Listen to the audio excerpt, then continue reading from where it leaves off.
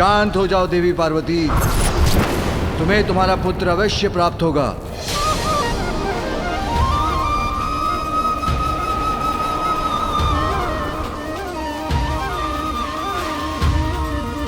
इसलिए नहीं कि तुम संहार कर रही हो, किंतु इसलिए कि पुत्र प्राप्ति की तुम्हारी कामना अत्यंत प्रबल है।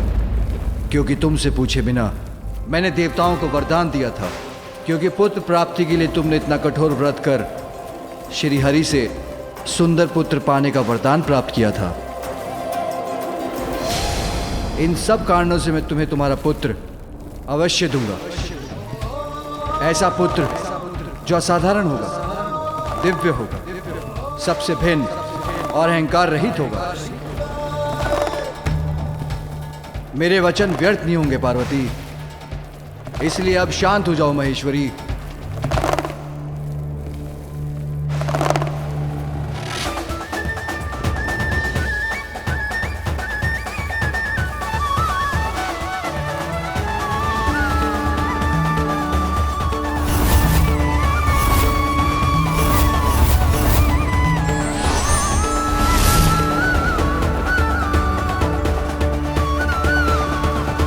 प्रतीत होता है माता का क्रोध शांत हो गया।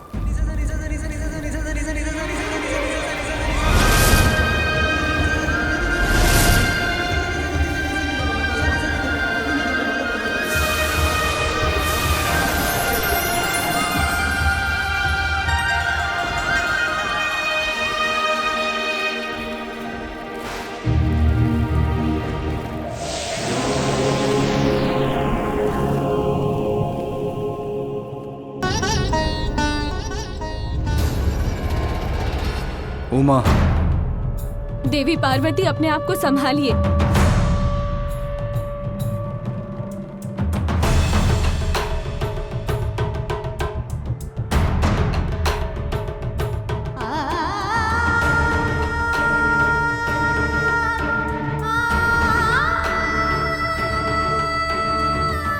मुझे मेरे पुत्र को देखना है। उसे देखे बिना कैसे शांत हो सकती हूँ मैं? स्वामी, इस माँ पर इतनी कृपा कीजिए। अब अविलंब मेरे पुत्र को जीवित कर दीजिए।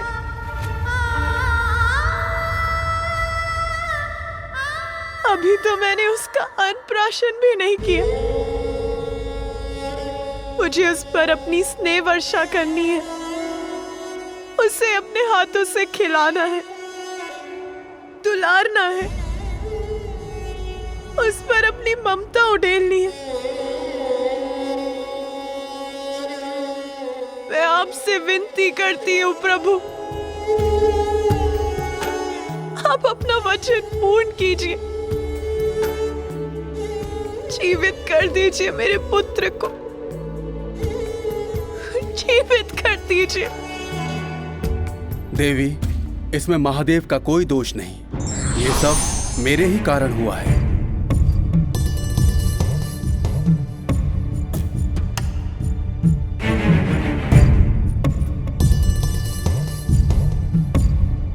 आपका दोषी तो मैं हूं। इस घटनाक्रम का संपूर्ण दोष मेरा ही है। कैसे महर्षि कश्यप? इस सब से आपका क्या संबंध है? संबंध है माता, इसका मेरे शाप से ही गूढ़ संबंध है। बहुत समय पूर्व महादेव के दो परम भक्त थे, माली और सुमाली, और महादेव ने उन्हें अभयदान दिया था। वत्स, मैं तुम दोनों की भक्ति और तप से अत्यंत प्रसन्न हूं और तुम्हें अभय दान देता हूं। दिगंबराय तस्मै नकाराय नमः शिवाय। इसके पश्चात एक बार माली और सोमाली का सूर्यदेव के साथ युद्ध हुआ, जिस युद्ध में सूर्यदेव उनका वध करने के लिए तैयार हो गए। तब माली और सोमाली के अभयदाता महादेव को प्रकट होकर उनकी रक्षा करनी पड़ी। उन्होंने सूर्यदेव पर अपने त्रिशूल का प्रहार कर उन्हें मरणासन अवस्था में उनके रथ से नीचे गिरा दिया। तभी मैं सूर्य का पिता वहां पहुंच गया और मैंने अपने पुत्र सूर्य की देह को दीन अवस्था में पृथ्वी पर गिरा हुआ देखा और तब रोष और संताप से प्रभावित होकर मैंने महादेव को एक अत्यंत अनिष्टकारी श्राप दिया कि जिस प्रकार आज आपके कारण मेरे समक्ष मेरा पुत्र मरणासन अवस्था में गिरा पड़ा है, उसी प्रकार आप स्वयं अपने पुत्र को अपने त्रिशूल से आहत करेंगे महादेव। उस समय मेरे पुत्र की मृत्यु तो नहीं होने दी महादेव आपने, किंतु मैं तो श्राप दे चुका था। वो स्थिर रहा जिसके कारण ही आज यहाँ ये सब घटा। किंतु हे महादेव, आप तो करुणा सागर हैं, सब जीवन के स्रोत हैं, इसलिए मेरी विनती स्वीकार कर मुझे दोष मुक्त कीजिए। अपने पुत्र को जीवित कर दीजिए महेश्वर। आप चाहें तो ये अवश्य संभव होगा। ऋषिवर, अब वही करने का प्रयास करने जा रहा हूं। अब मुझे आज्ञा दीजिए। प्रणाम महादेव। प्रणाम माता।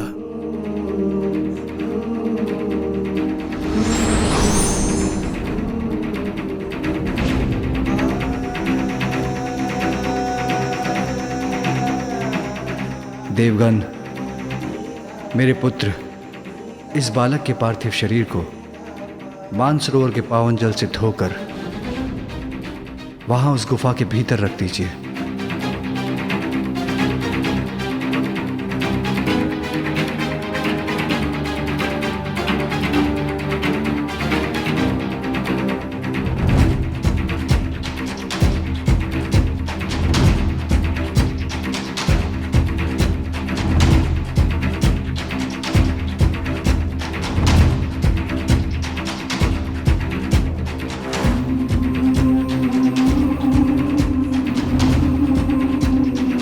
मुझ पर विश्वास रखिए देवी, इसी विधि से उसे मैं पुनर्जीवित कर सकूंगा।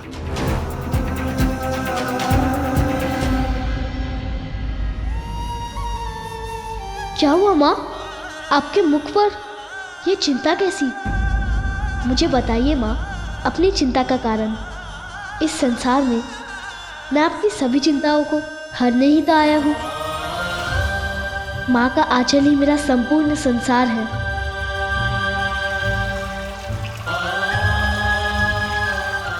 तुम ये क्या कर रहे हो पुत्र? अभी बताता हूँ माँ।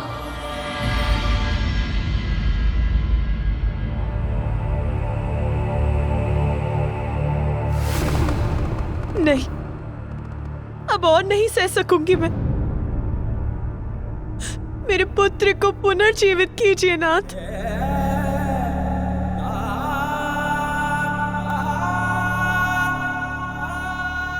धैर्य रखो उमा। बिना शीश के मैं उसे जीवन नहीं दे सकता। मेरे त्रिशूल के प्रहार से उसका शीश सदा के लिए नष्ट हो चुका है, किंतु उसका भी उपाय है। उसका धड़ किसी और शीश से जोड़ना होगा।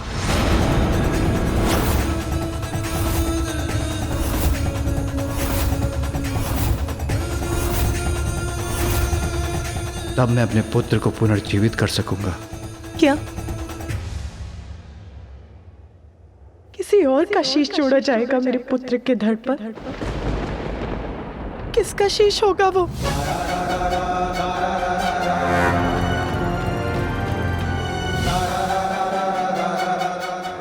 उत्तर दीजिए, किसका शीश दिया जाएगा मेरे पुत्र को?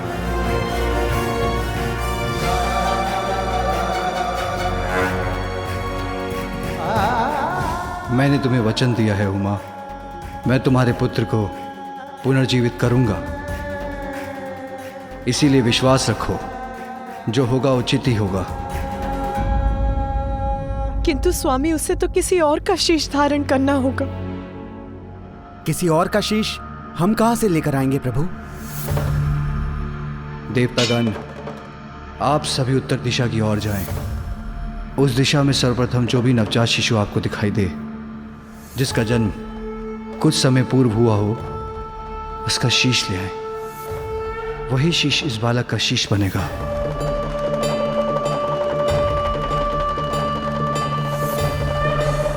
और ये कार्य करते समय दो बातों का अवश्य ध्यान रखिएगा। उसी नवजात शिशु का शीश लेकर आएं जो दक्षिण दिशा की ओर मुख कर लेटा हो,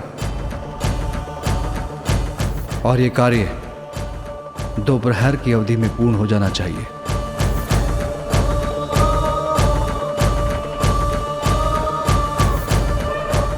अन्यथा मैं अपने पुत्र को पुनर्जीवित करने में अक्षम बचूंगा।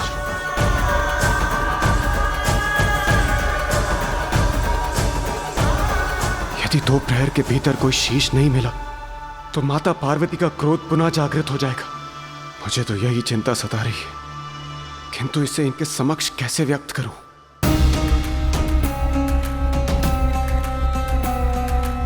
मात्र 2 प्रहर, बस इतना ही अवकाश है मेरे पुत्र के लिए शीश प्राप्त कर उसे पुनर्जीवित करने का। हम प्रयास तो कर सकते हैं इंद्रदेव, पर 2 प्रहर तो बहुत छोटी अवधि है। सूर्यदेव, ये महादेव की आज्ञा है। हमें उन पर विश्वास कर अति शीघ्र अपनी यात्रा प्रारंभ करनी चाहिए और अविलंब उत्तर दिशा की ओर प्रस्थान करना चाहिए। रुकिए इंद्रदेव, मैं भी आप लोगों की सहायता के लिए आप सबके साथ चलता हूं।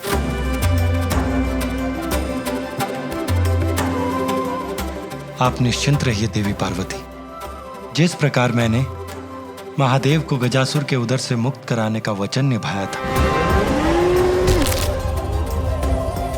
उसी प्रकार मैं और समस्त देवगण अपने प्रयास से आपको निराश नहीं करेंगे।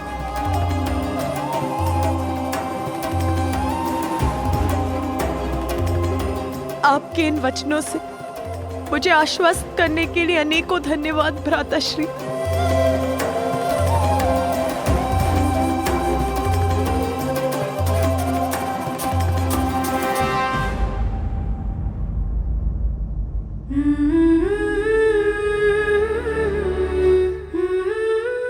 मेरा पुत्र पुनर्जीवित हो जाए, इतनी ही इच्छा है मेरी। मुझ पर विश्वास रखो उमा।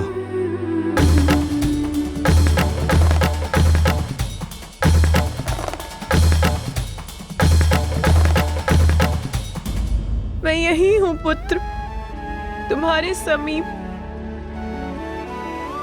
तुम्हारी प्रतीक्षा कर रही हूं, उसी प्रकार जैसे तुम द्वार के बाहर मेरी प्रतीक्षा कर रहे थे। तुम्हें छोड़कर कहीं नहीं जाऊंगी, यही हूं और यही रहूंगी। बस अब तुम शीघ्र आ जाओ पुत्र, शीघ्र आ जाओ।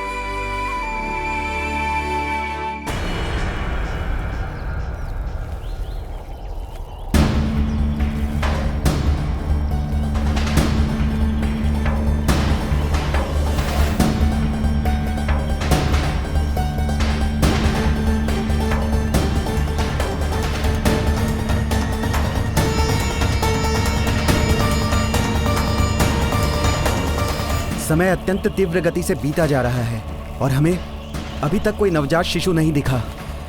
यहाँ तो दूर दूर तक इस सघन वन के सिवाय कुछ दिखाई नहीं देता है। जीवन का कोई चिन्ह तक नहीं है। हे श्री हरि, इस प्रकार हम उत्तर दिशा की ओर बढ़ते रहे तो हम घने वन में प्रविष्ट हो जाएंगे। इस वन में नवजात शिशु कहाँ मिलेगा? देवगण, दिशाओं में सर्वोत्तम दिशा है उत्तर दिशा। जीवन का सार छिपा है इसमें। जीवन की समस्त सकारात्मक ऊर्जाओं का स्रोत उत्तर दिशा में ही स्थित है। अतः आप लोग अपना संशय त्याग दीजिए और आगे बढ़िए, क्योंकि जहां आपको सघन वन दिखाई दे रहा है, वहां महादेव अपनी दिव्य दृष्टि से भविष्य के दर्शन कर चुके। देवी पार्वती और महादेव के जीवन में नवीन अध्याय के आरंभ का स्रोत अवश्य ही हमें इस उत्तर दिशा से प्राप्त होगा। किंतु श्री हरि, हम अपने स्वार्थ के लिए किसी नवजात शिशु के प्राण हर लेंगे, ये कहाँ उचित है? अग्निदेव, महादेव सर्वज्ञ है। उनकी दृष्टि से कुछ नहीं छिपता, सब कुछ ज्ञात है उन्हें। यदि उन्होंने कुछ कहा है तो उसके पीछे अवश्य ही कोई गूढ़ अर्थ छिपा है। इसलिए आप उनकी बात पर विश्वास कीजिए और उनके आदेशानुसार आगे बढ़िए। और वैसे भी जब मैं आपकी सहायता के लिए आपके साथ हूं तो आपको किस बात की चिंता।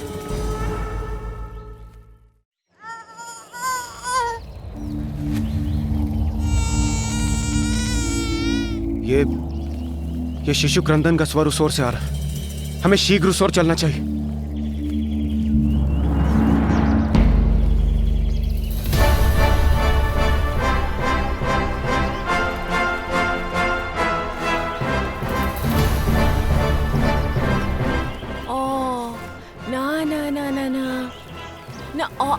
अरे अरे अरे अरे आले आले मेरा बच्चा, आले आले आले आले आले आले आले, शांत हो जा मेरा लाल, रोते नहीं। तुम्हारी माँ है ना तुम्हारे पास, फिर क्यों रोते हो भला? आ आ आ आ चुप हो जा, चुप हो जा। अवश्य ही यही वो शिशु है जिसके बारे में महादेव ने हमसे कहा था। हाँ अवश्य, यही है हमारी समस्या का समाधान। नहीं वरुण देव, आप भूल कर रहे हैं। भूल? कैसी भूल विष्णुदेव? ये एक शिशु है और नवजात भी, अर्थात हमें इसी का शीश ले जाना है ना? इंद्रदेव, ये शिशु नवजात अवश्य है, परंतु महादेव ने हमें स्पष्ट कहा था उसी नवजात शिशु का शीश लेकर आए जो दक्षिण दिशा की ओर मुख कर लेटा हो, और इस बालक का मुख पश्चिम दिशा की ओर।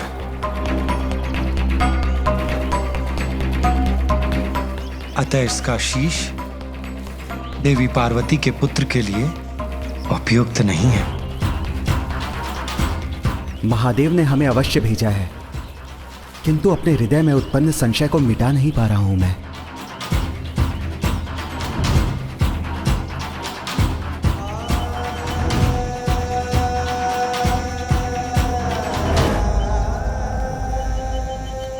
देवगण, इस शिशु को निहारने से कोई लाभ नहीं।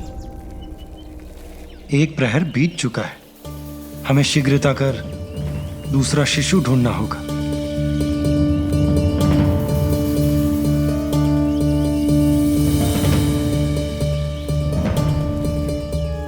आइए देवगण।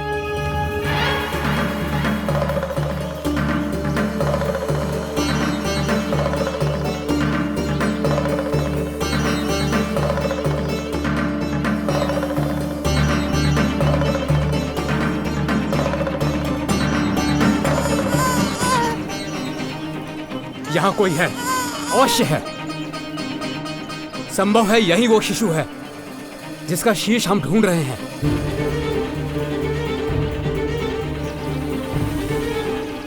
अग्निदेव को कुछ आभास हुआ है, हमें उनकी बात सुननी चाहिए।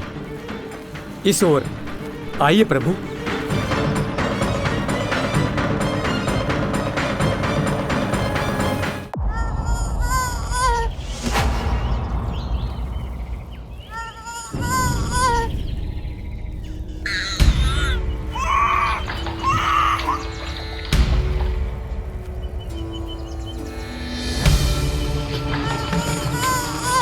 विष्णुदेव, देखिए ये यक्षिणी और उसका शिशु। और कितना सुंदर है, माता पार्वती भी इसे देखकर अत्यंत प्रसन्न होंगी। आप सभी उत्तर दिशा की ओर जाएं। उस दिशा में सर्वप्रथम जो भी नवजात शिशु आपको दिखाई दे, जिसका जन्म कुछ समय पूर्व हुआ हो, उसका शीश ले आए।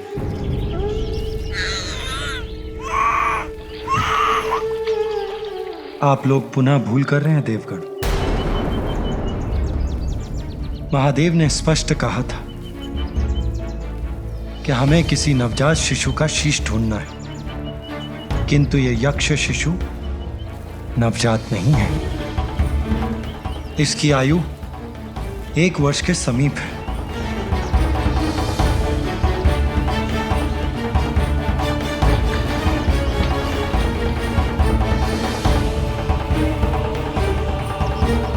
धीरज रखिए देवगण, हमारे पास अभी भी कुछ समय शेष है, हमें रुकना नहीं चाहिए।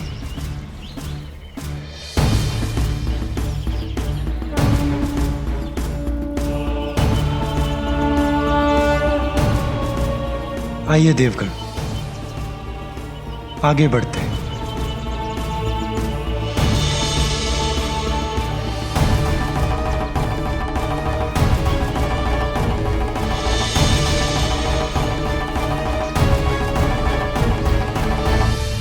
यहाँ तो वन्य पशु भी कठिनाई से आते होंगे, फिर श्रीहरि हमें वन के और भीतर कहाँ ले जा रहे हैं?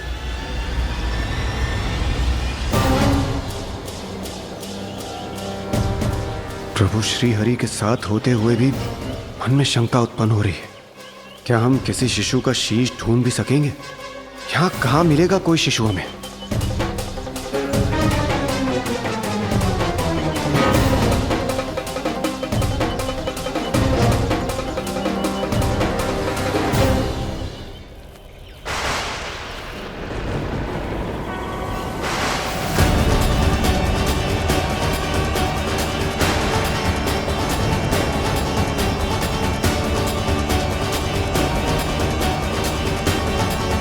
प्रतीत होता है हम सबकी खोज पूर्ण हुई।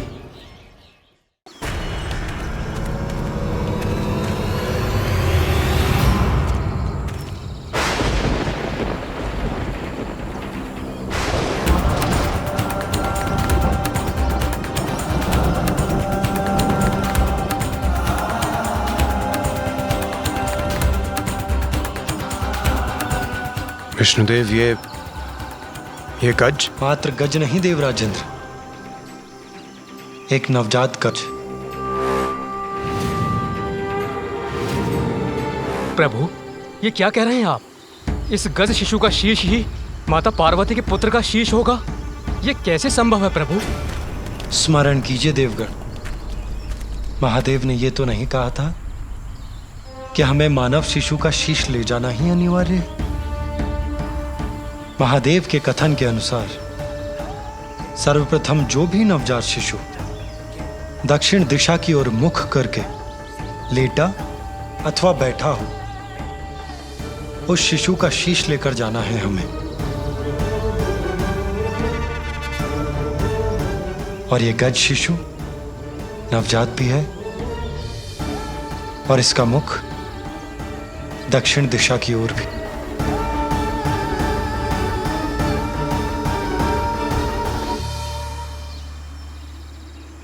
विष्णुदेव, ये गजमाता भी तो माँ है। जब ये निद्रा से जागेगी और अपने पुत्र को अपने समीप नहीं पाएगी तो इस माँ की भी क्रोधाग्नि जागृत हो जाएगी और तब ये भी भयंकर उत्पात मचाकर सर्वत्र विनाश करेगी।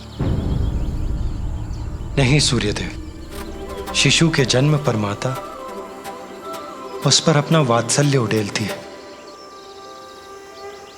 उसे अपने तन से स्नेहपूर्वक लगाकर उसका पोषण करती है। पल भर के लिए भी उसे अपनी आंखों से ओझल नहीं होने देती। किंतु उसके विपरीत ये गज माता अपने पुत्र से दूसरी ओर मुख करके निद्रामग्न है, अर्थात उसे अपने शिशु का ध्यान भी नहीं। उसने तन और मन दोनों से शिशु का त्याग कर दिया है।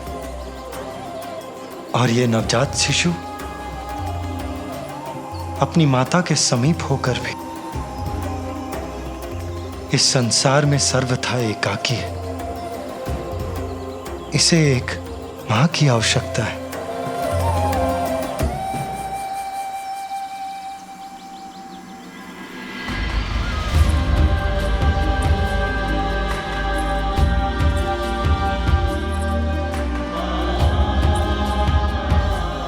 और वहां एक अन्य मां अपने पुत्र के लिए व्याकुल है।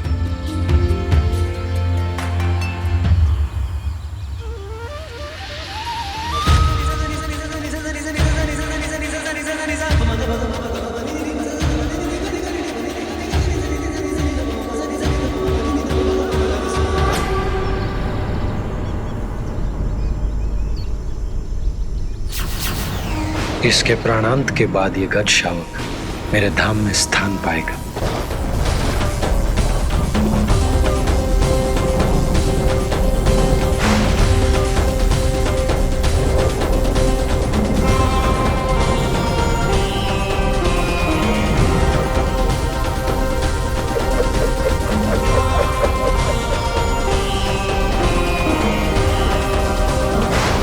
ये पाश किसका है और कौन है जो इस शिशु को बांधने यहां तक पहुंच गया?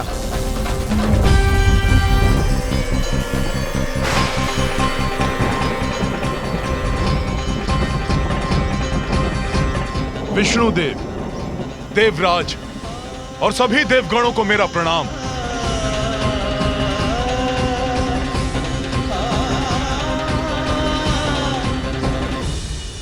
प्रणाम यमराज।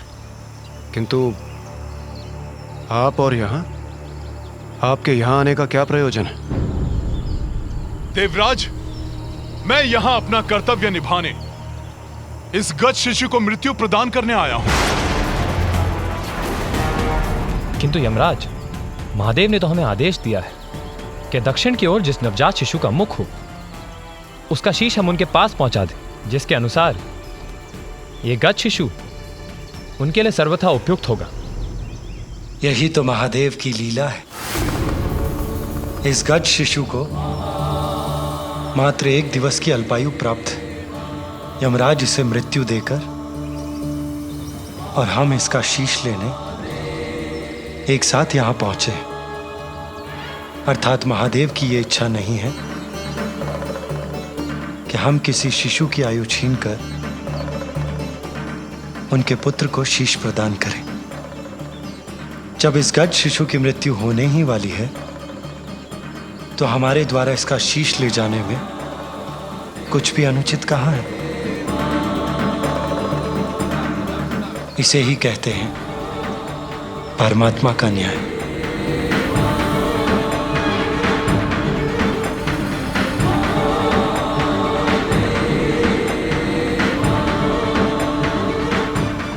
हे श्री हरि, आपके द्वारा इस गज शिशु के शीश को ले जाने के पूर्व मुझे इसके प्राण ले जाने की अनुमति प्रदान करें।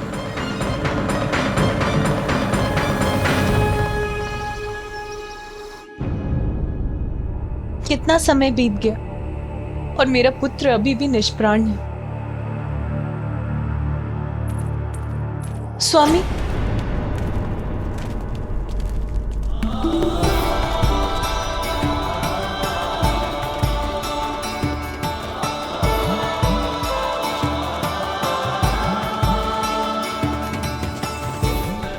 श्री हरि और देवगण लौट रहे हैं, अर्थात उनकी यात्रा सफल हुई। अब पुनः पा सकूंगी मैं अपने पुत्र को।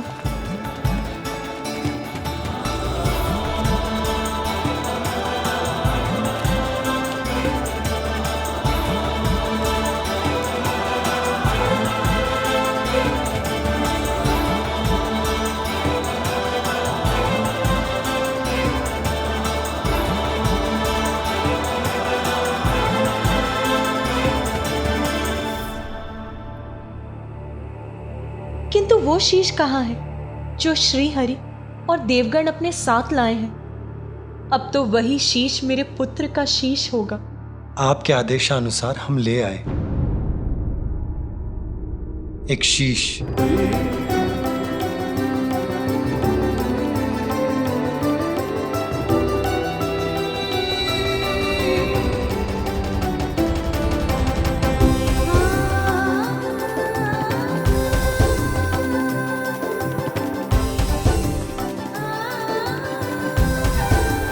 सूर्यदेव इस शीश को लेकर उस गुफा के भीतर जाएं, जहां हमारे पुत्र का पार्थिव शरीर स्थित है।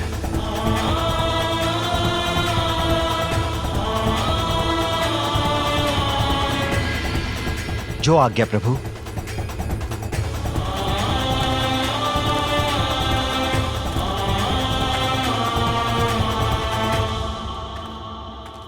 प्रभु,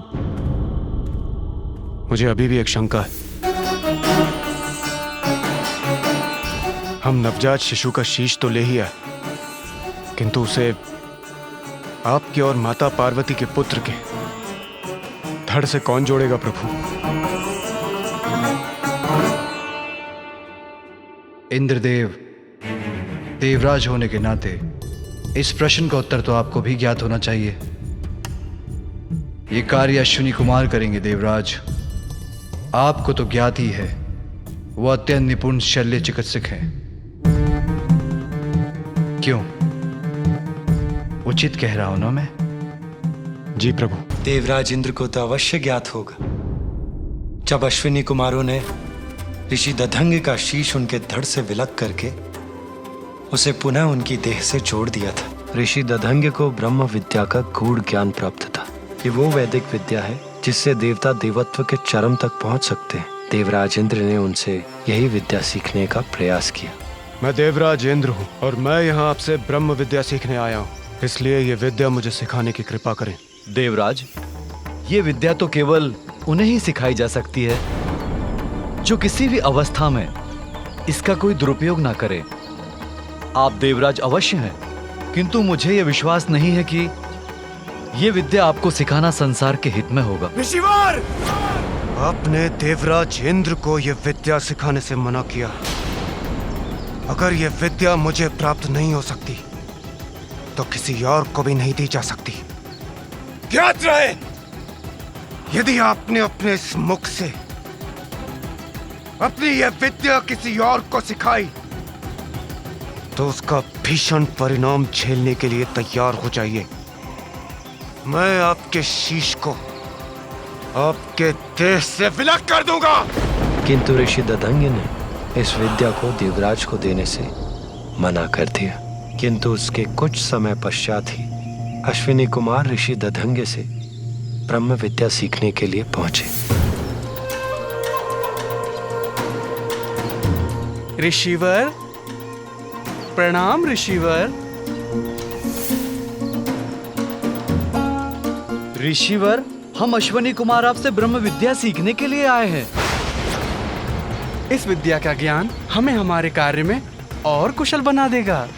यदि आपने अपने इस मुख से अपनी यह विद्या किसी और को सिखाई तो उसका भीषण परिणाम झेलने के लिए तैयार हो जाइए। मैं आपके शीश को आपके देह से विलग कर दूंगा। देवराज की चेतावनी को मुझे इन्हें संकेत द्वारा ही बताना होगा। आप किसी भी प्रकार की चिंता ना करें। हम शल्य चिकित्सा में इतने निपुण हैं कि शरीर से विलग कोई भी अंग को जोड़ने का सामर्थ्य रखते हैं। इस प्रकार ऋषिवर अपने मुख से अश्विनी कुमारों को ब्रह्म विद्या का ज्ञान नहीं देंगे, और यदि देवराज इंद्र कुपित होकर उनका शीश विलग करते भी हैं तो वो मात्र।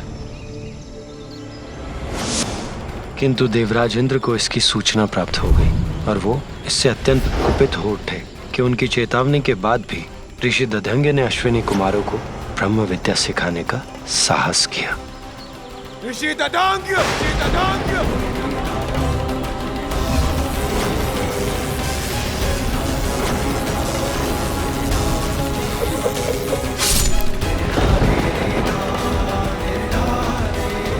इसके उपरांत दोनों अश्विनी कुमारों ने ऋषि दधंग के शीश को उनके शरीर पर पुनः स्थापित कर संजीवनी विद्या से उन्हें पुनर्जीवित कर दिया। आप दोनों का कल्याण हो। आप दोनों ने मात्र मेरे जीवन की रक्षा नहीं की, अपितु मेरे धर्म को भंग होने से भी रक्षित किया है। एक गुरु होने के कारण आप दोनों जैसे योग्य शिष्यों को धर्म का ज्ञान देना मेरा धर्म था। यदि देवराज इंद्र के भय से मैं आपको ये ज्ञान दिए बिना लौटा देता, मेरे गुरु होने का धर्म खंडित होता। शल्य चिकित्सा में पारंगत और संजीवनी विद्या के ज्ञाता भी हैं अश्विनी कुमार, इसलिए बालक के शीश को उसके धड़ से जोड़ने के लिए उनका बुलाया जाना स्वाभाविक है और उपयुक्त भी। बालक के शीश को उसके धड़ से जोड़कर वो उसे प्राण दान देने में समर्थ है।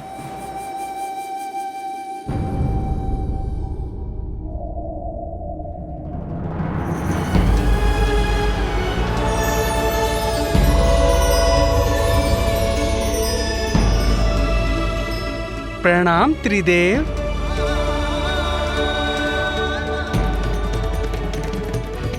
प्रणाम देवतागण।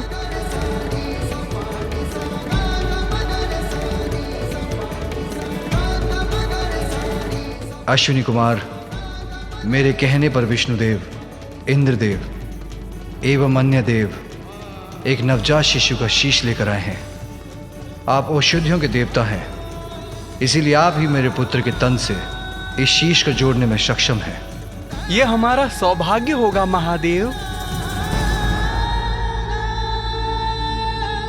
अब आप अपना कार्य आरंभ करें।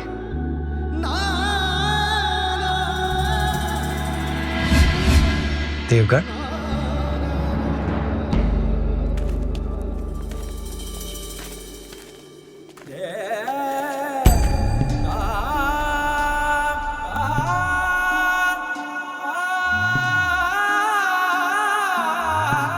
निश्चिंत रहो पार्वती, कुछ ही समय में तुम्हारा पुत्र पुनः तुम्हारे साथ होगा।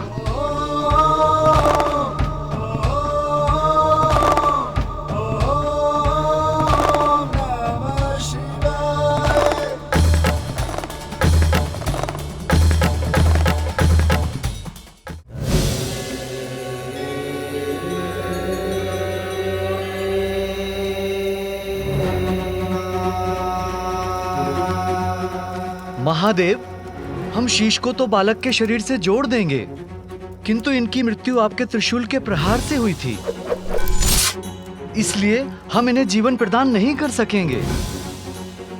इन्हें प्राण देकर पुनर्जीवित तो आप ही कर सकते हैं प्रभु।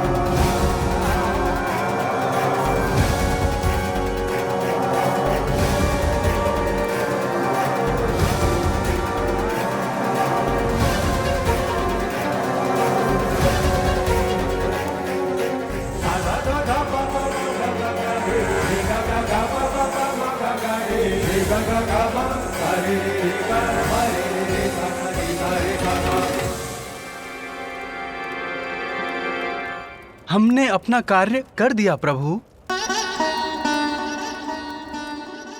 अब मैं बहुत विचलित हो रही हूं। मैं अपनी दिव्य दृष्टि से भीतर देख सकती हूं, किंतु स्वयं देखने पर मैं अत्यंत व्याकुल ना हो जाऊं। देवी सरस्वती, क्या आप मुझे देखकर बता सकती हैं कि वहां क्या हो रहा है?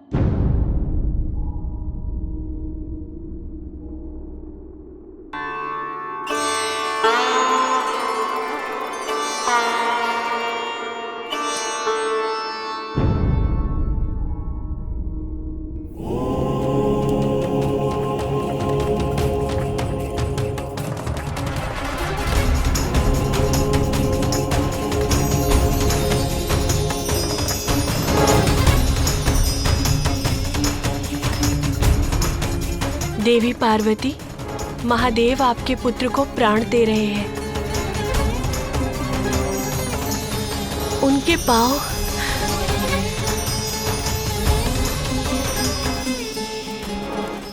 और अब अब उनका उदर जीवन से स्पंदित हो रहा है।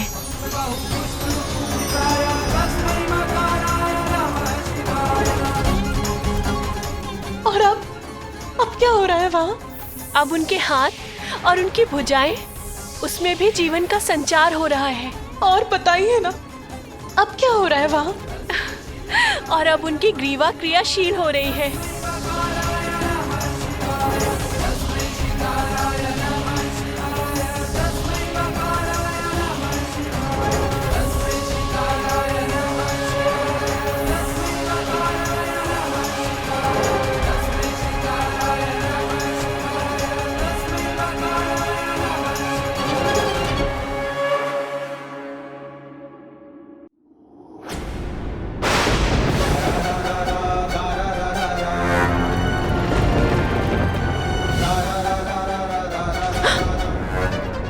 क्या हुआ? आपने अपनी दिव्य दृष्टि क्यों हटा ली? आप मुझे कुछ बता क्यों नहीं रही हैं? वो देवी पार्वती, जैसा मैंने कहा, महादेव आपके पुत्र को प्राण दे रहे हैं। नहीं, कुछ तो है जो देवी सरस्वती मुझे नहीं बता रही। मैं स्वयं जाकर देखती हूँ।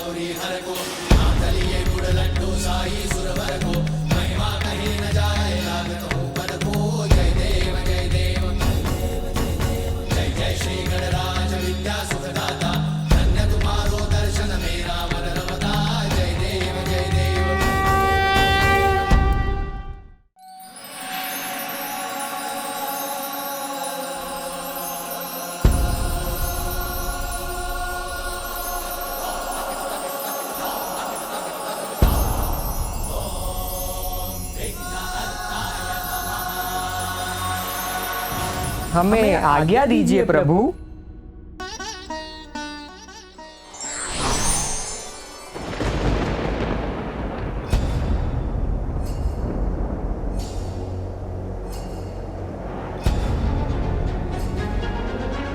ज्ञात नहीं पार्वती की क्या प्रतिक्रिया होगी जब वो अपने पुत्र को इस नवीन शीश के साथ देखेगी।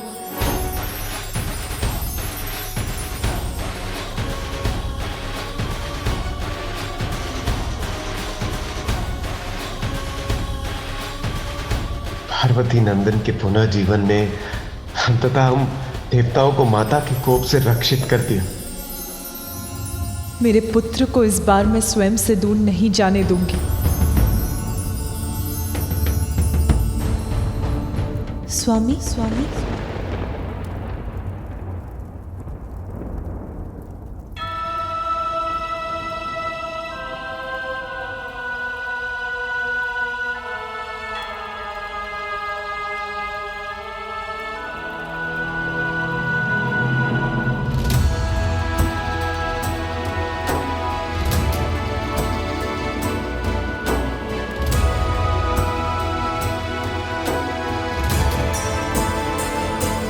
आशा करता हूं कि देवी पार्वती की पीड़ा समाप्त हो जाएगी।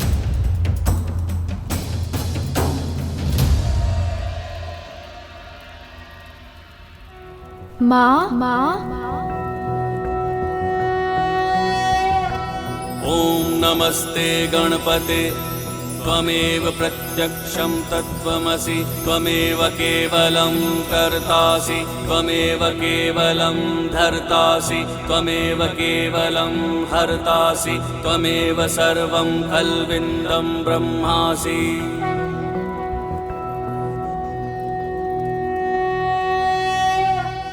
पुत्र पुत्र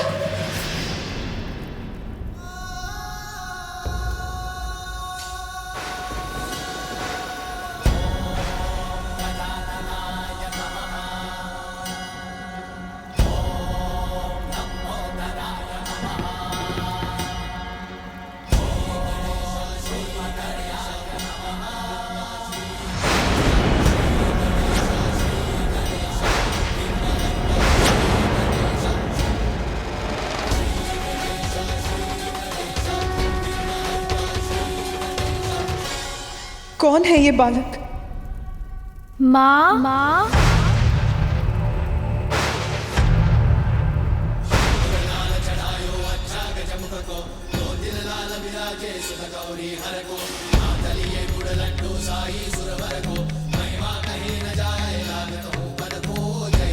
ये कौन विचित्र गजमुख बालक है जो मुझे माँ कहकर पुकार रहा है? ये तो मेरा पुत्र नहीं।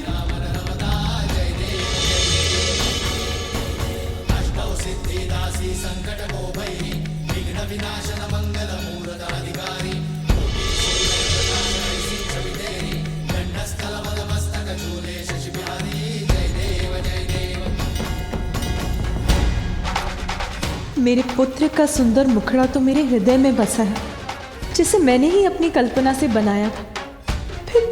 फिर ये बालक कौन है?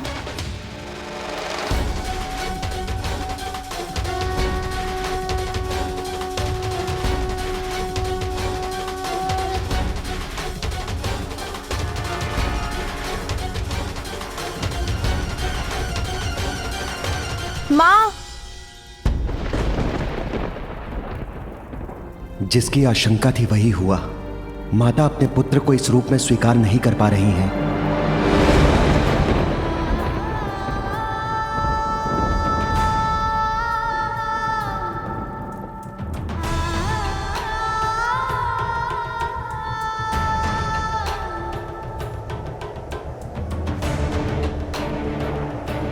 देवी पार्वती इस प्रकार लौट क्यों गई? क्या हो गया है उन्हें?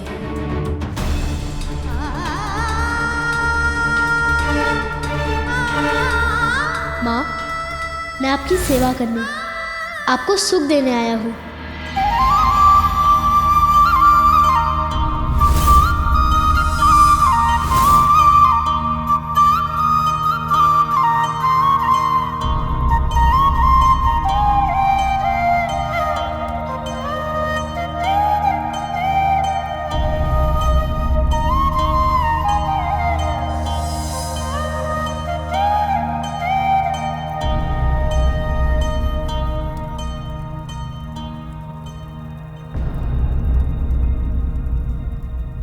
स्वामी,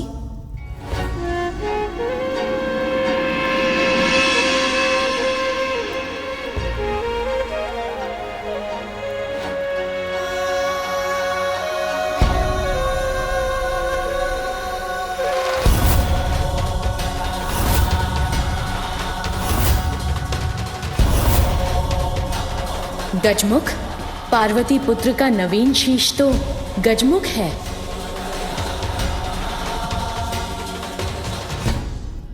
नहीं नहीं, ये अवश्य स्वामी की कोई लीला है।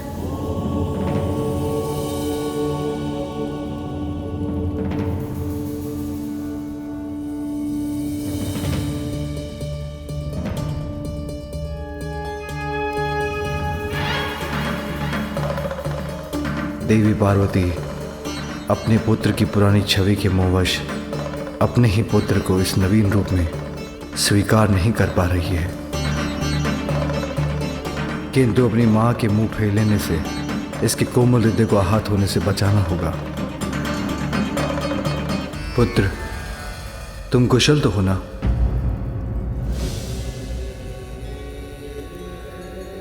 आप?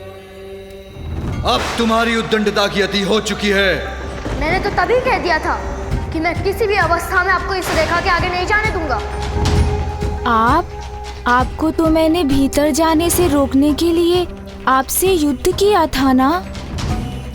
माँ का आदेश था कोई भीतर नहीं जाना चाहिए और मैंने उन्हें वचन दिया था। मैं स्नान करने जा रही हूँ, स्मरण रहे किसी को भी भीतर मत आने देना। मैं वचन देता हूँ माँ, किसी को भी भीतर आने नहीं दूंगा।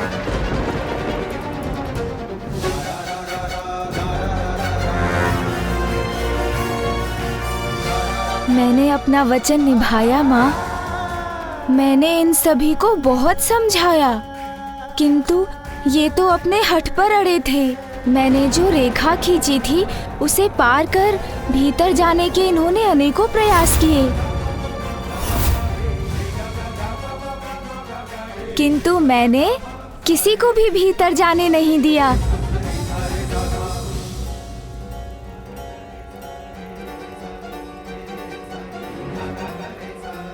जब आपने मुझे कहा था कोई भीतर नहीं आना चाहिए, तो फिर कैसे जाने देता मैं इन्हें?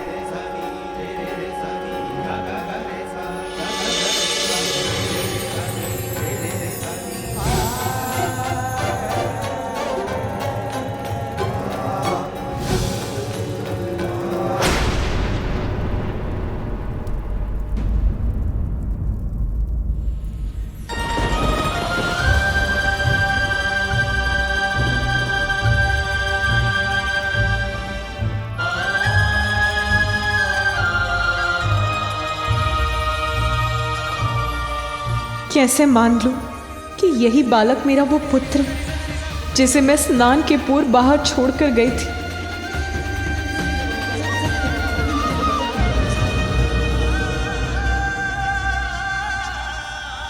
पुत्र, तुम जिनसे युद्ध कर रहे थे वो सभी तुम्हारे अपने ही थे,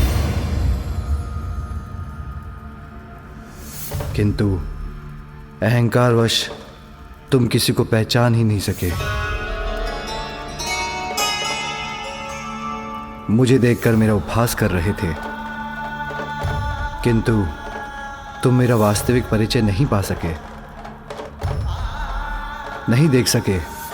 इस जगत के रोम रोम में व्याप्त हूं मैं। तुम्हारा पिता हूं, तुम्हारा पिता हूं, तुम्हारा पिता हूं, तुम्हारा पिता हूं, तुम्हारा पिता हूं।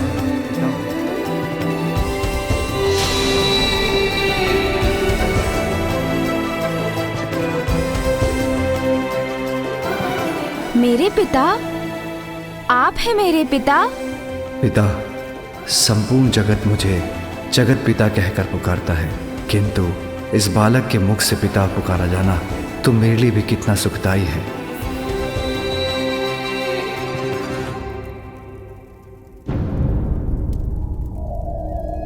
प्रणाम पिताश्री। आयुष्मान भव।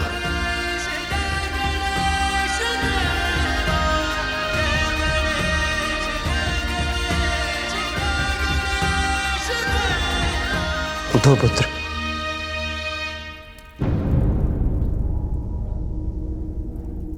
आप ही मेरे पिता हैं कि आपने मुझे तब क्यों नहीं बताया पिताश्री? पुत्र, तुमने मुझे कुछ कहने का अवसर दिया ही कहा। अपनी माँ के प्रति तुम्हारी भक्ति देखकर मैं बहुत प्रसन्न हूँ, किंतु मैं तुम्हारी माँ का बस बस बस। तब तो तुमने मुझे अनसुना कर मेरा अपमान किया। मेरा ही नहीं, संसार के रचयिता ब्रह्मदेव और जगत के पालनहार विष्णुदेव का भी अपमान किया। हमसे व्यर्थ संघर्ष मत करो। मुझे जो करना है वो मैं करके ही रहूंगा। चले जाइए यहाँ से। संसार के सभी क्रियाकलापों के संरक्षक, धर्म कर्म में सहायक सभी देवताओं का अपमान कर उन पर भी आक्रमण किया तुमने। इंद्रदेव, वायुदेव, अग्निदेव, कुबेर, वरुण देव, सूर्यदेव, यमराज, नागराज, वासुकी, इन सभी पर अपनी माता से प्राप्त शक्ति का दुरुपयोग किया तुमने।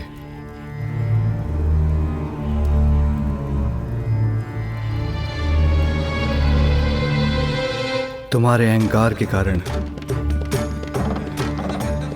यही कारण था पुत्र कि मैं तुम्हारा शीश तुम्हारे शरीर से विलग करने पर विवश हो गया।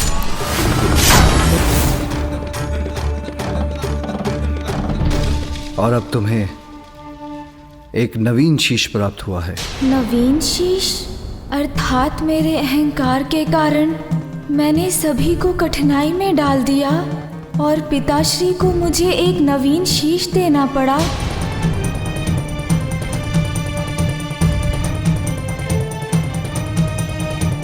पिताश्री, मुझसे बहुत बड़ी भूल हुई।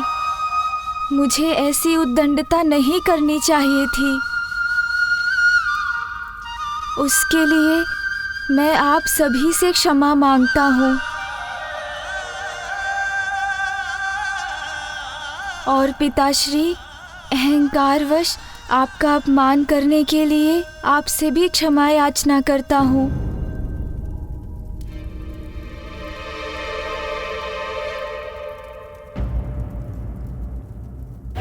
तो क्या इसलिए माँ मुझसे इतनी कुपित है? माँ की दी हुई शक्ति से पिताश्री के मान को ठेस पहुंचाने की उद्दंडता जो कर बैठा। किंतु माँ देखिए ना, अब तो मैं उद्दंड भी नहीं रहा। अपना अहंकार भी त्याग दिया मैंने और जो भूल मैंने की उसके लिए सभी से क्षमा याचना भी कर ली। अब आप भी मुझे क्षमा।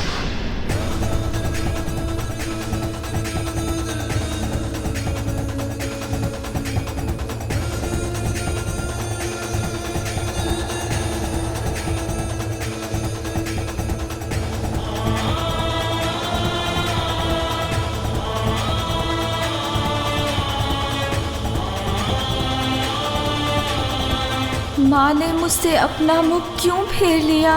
वो मुड़कर लौट क्यों रही है? प्रतीत होता है मुझे अभी भी क्षमा नहीं किया माँ ने। वो तो मुझसे अब भी क्रोधित हैं। इस बालक को तो माता पार्वती ने अस्वीकार कर दिया, किंतु इसमें उनका भी क्या दोष? प्रश्न तो ये उठता है, क्या इस गजमुखी बालक का किसी भी माता द्वारा स्वीकार किया जाना संभव है? असंभव। अभी उनके पास जाकर उन्हें मनाऊंगा तो माँ अवश्य मान जाएंगी। बहुत स्नेह करती है मुझसे, तो अधिक समय तक क्रोधित नहीं रह सकेंगी वो। तुम अपनी माँ के पास जाना चाहते हो ना पुत्र? जी पिताश्री। अवश्य जाना, किंतु उसके पूर्व एक बार अपने नवीन शीश के दर्शन तो कर लो। पिताश्री उचित कहते हैं, मुझे अपने नवीन शीश को तो देख ही लेना चाहिए। आओ पुत्र।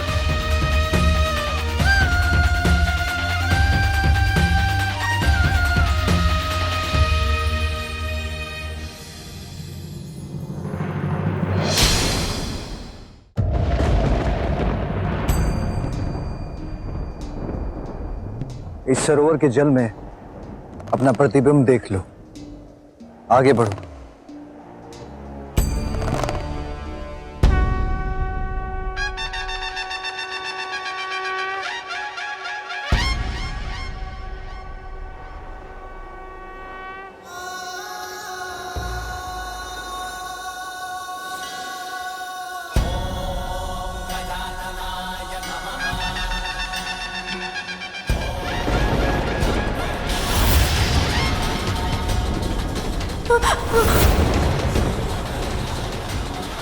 ये क्या हो गया?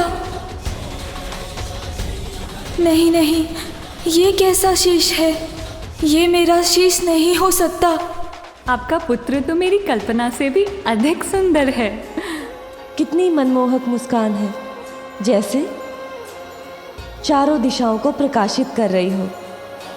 मेरे पास आओ, मैं तुम्हें संसार का सबसे सुंदर बालक बना दूंगी। मेरे पास आओ, मैं तुम्हें सृष्टि का समस्त ज्ञान दूंगी।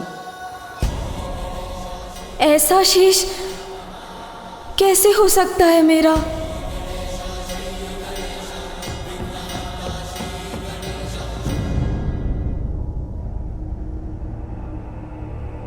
मेरा ये मुख पृष्ठ, मेरे ये बड़े बड़े कान और ये सूंड तो गज धारण करते हैं ना पिताश्री।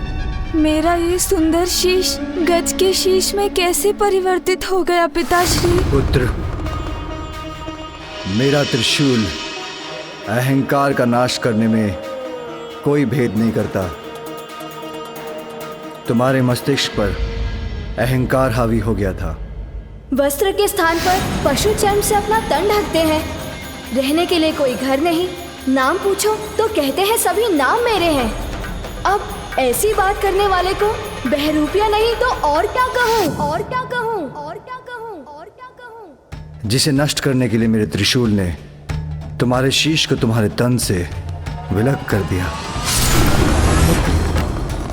और जिसे मेरा त्रिशूल भस्म कर दे उसे पुनः नहीं जोड़ा जा सकता। किंतु तुम्हारी मां ने तुम्हें पाने के लिए इतना त्याग किया था। इतनी कठोर तपस्या के बाद विष्णुदेव से वरदान प्राप्त कर तुम्हें जीवन दिया था। विष्णुदेव के वरदान की मर्यादा के लिए तुम्हारी मां की पुत्र प्राप्ति की प्रबल इच्छा को साकार बनाने के लिए और भविष्य में तुम्हारे द्वारा होने वाले जगत कल्याण के लिए तुम्हें दूसरा शीश देकर पुनर्जीवित तो करना ही था पुत्र।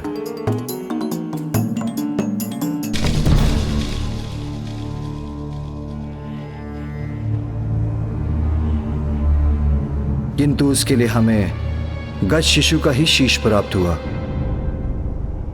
अपनी माँ के लिए तो मैं संसार का सबसे सुंदर बालक हूँ। ओह, समझ आया।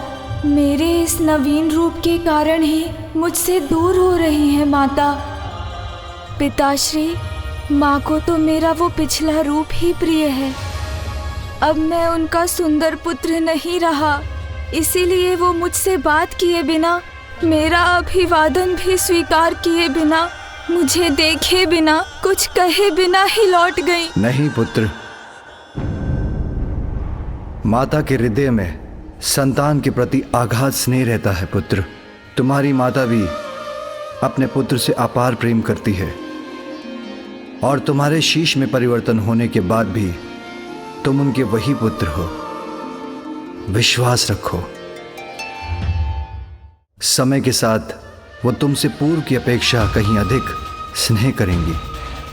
वो तुम पर अपना संपूर्ण वात्सल्य उड़ेलेगी। अनंत काल तक तुम्हारा ये नवीन मुखी सदा के लिए उनके हृदय में वास करने वाला है पुत्र। और तुम भी अपने शीश के विषय में विचार करोगे तो तुम्हें ज्ञात हो जाएगा कि ये हर प्रकार से तुम्हारे पूर्व के शीश से कहीं उत्तम है।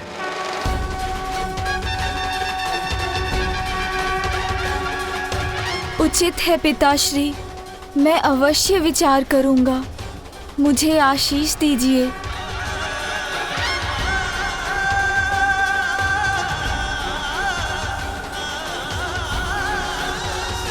प्रणाम पिताश्री। आयुष्मान भवा। पिताश्री, यदि आपकी अनुमति हो तो मैं अब जाकर माँ से मिल लूं? अवश्य। जीवन समर्पित है तुझको माता, सांस सांस अर्पित है। अब मुझे अपनी माता को मनाना ही होगा।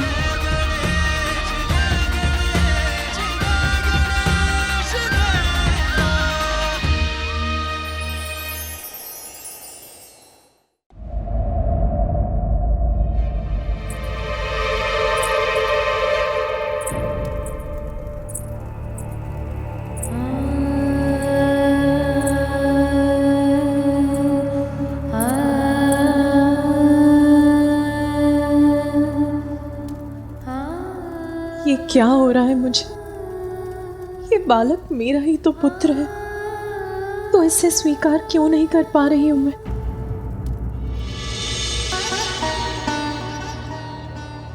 मैं चिंतित हूं महादेव। देवी पार्वती ने अभी तक अपने पुत्र को नहीं अपनाया है।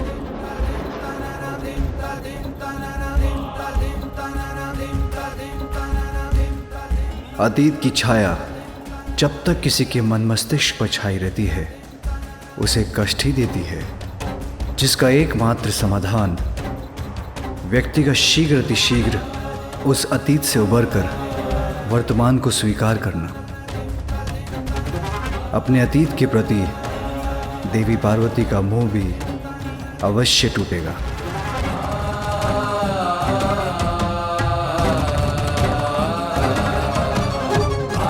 जब उनका वर्तमान इसके लिए उन्हें विवश कर देगा। माँ, आप कहाँ जा रही हैं माँ? रुकिए ना माँ, मैं यहाँ हूँ।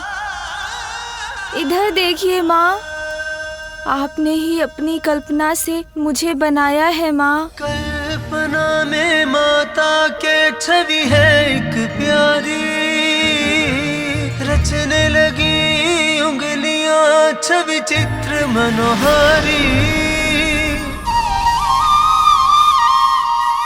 इसलिए मैं आपका ही पुत्र हूँ और आप मेरी माँ हैं। किंतु महादेव, देवी पार्वती कैसे स्वीकार करेंगे अपने पुत्र को? ब्रह्मदेव, एक बालक तो अपनी माता के हृदय का ही अंश होता है। अपने हृदय को भला कोई कैसे नकार सकता है?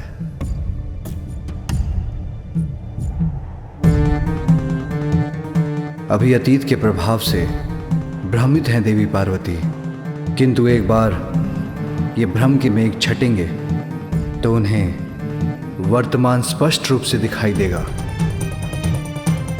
वो अपने पुत्र को इस रूप में पूर्व से कहीं अधिक स्नेह देंगी।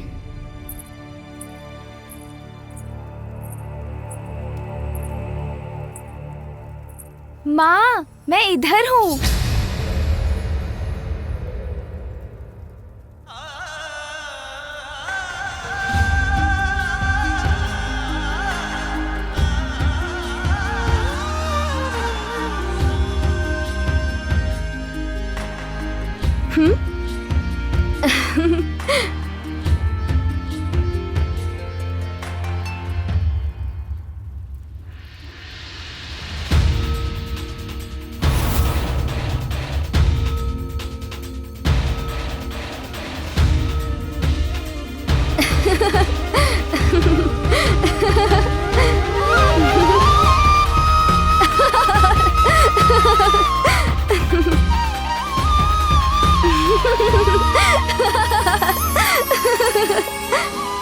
माँ, इधर देखिए।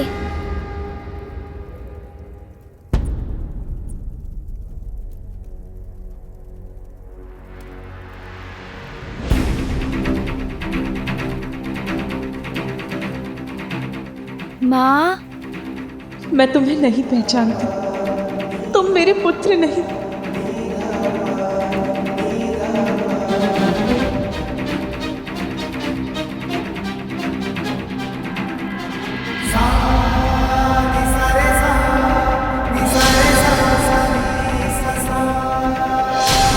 माँ मुझसे दूर क्यों जा रही हैं? हमारा कार्य तो पूर्ण हो गया, फिर हम यहाँ रुके क्यों हैं? मेरे विचार से अब हम देवताओं को प्रस्थान करना चाहिए। नहीं इंद्रदेव, अभी वो समय नहीं आया है। यदि मैं आपके स्थान पर होता तो यहां से जाने का विचार तब तक नहीं करता जब तक कि देवी पार्वती अपने पुत्र को गजमुख के साथ स्वीकार नहीं कर लेती। क्योंकि यदि उनकी क्रोधाग्नि पुनर्जागृत हो गई और उन्होंने अपना रौद्र रूप धारण कर लिया तो आप सभी पुनः संकट में आ जाएंगे। मेरे स्वामी उचित कह रहे हैं। हम सबको देवी पार्वती की सहायता के लिए यहाँ उपस्थित रहना चाहिए। जैसे आपकी आज्ञा प्रभु। नहीं नहीं, मेरा पुत्र तो। माँ,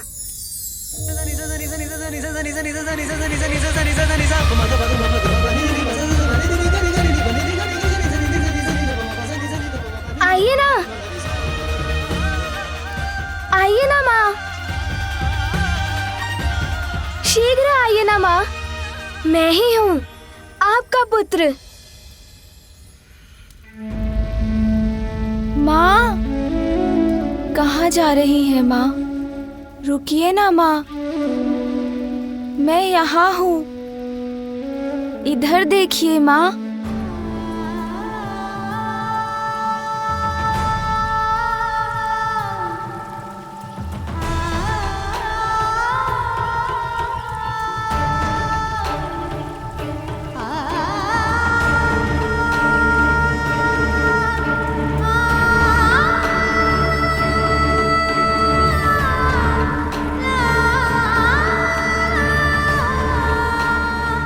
माँ, मुझे आप एक लोरी सुनाकर सुला दो ना।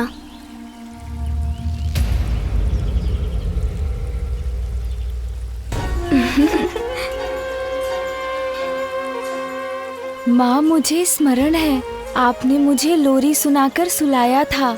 आज भी मुझे लोरी सुनाकर अपनी गोद में सुला दीजिए ना माँ।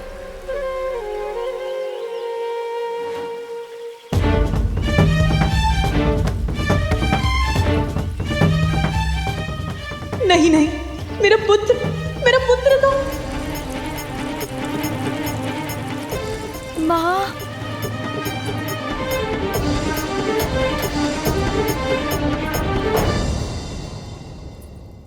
मैं तुम्हें कैसे भूल सकती हूँ पुत्र, कैसे भूल सकती हूँ तुम्हें, जब तक तुम्हारी स्मृतियां मेरे सामने रहेंगी। मैं तुम्हारे इस गजमुख को कैसे अपनाऊंगी?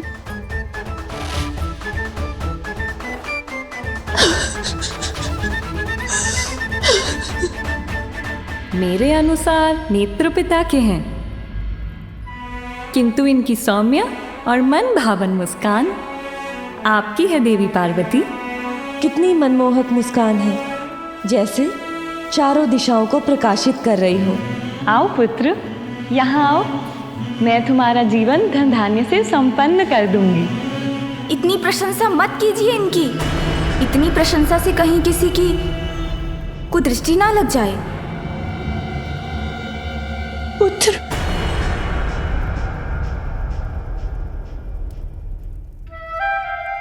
कुदृष्टि तो तुम पर पड़ ही गई पुत्र।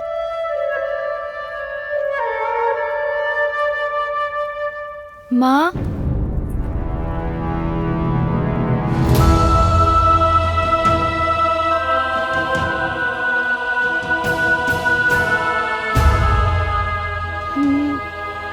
नहीं, ये अनर्थ होना ही नहीं चाहिए था।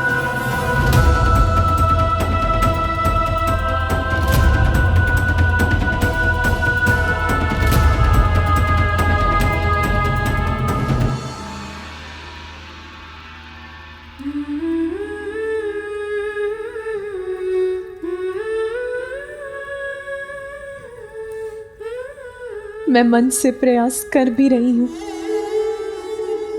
फिर भी उस बालक में मुझे अपना पुत्र दिखाई नहीं दे रहा।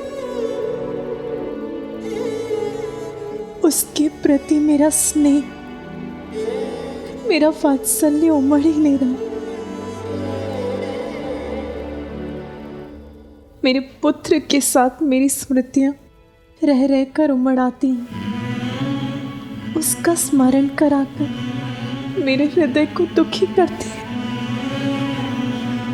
जहां देखती हूं उसी का मुख दिखाई देता है।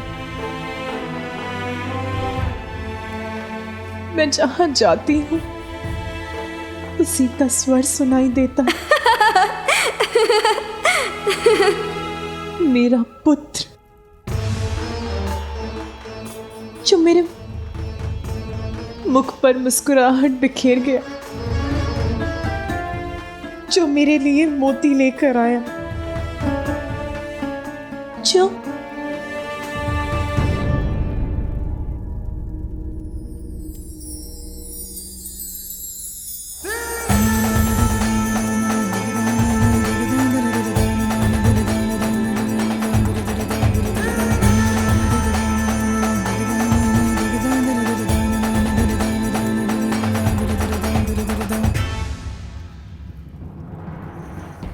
माँ,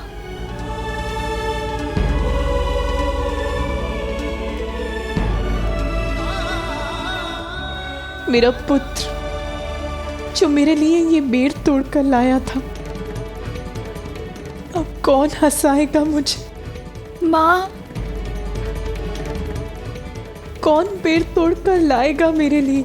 किंतु माँ, मैं तो आपका वही पुत्र हूँ, फिर आप दुखी क्यों हो रही हैं माँ? मैं तो अभी भी आपके मुख पर मुस्कुराहट ला सकता हूँ। मैं वो सब कर सकता हूँ माँ जो मैंने पूर्व में किया था। मैं अभी माँ के लिए पुनः बेर ले आता हूँ और उन्हें प्रसन्न करता हूँ।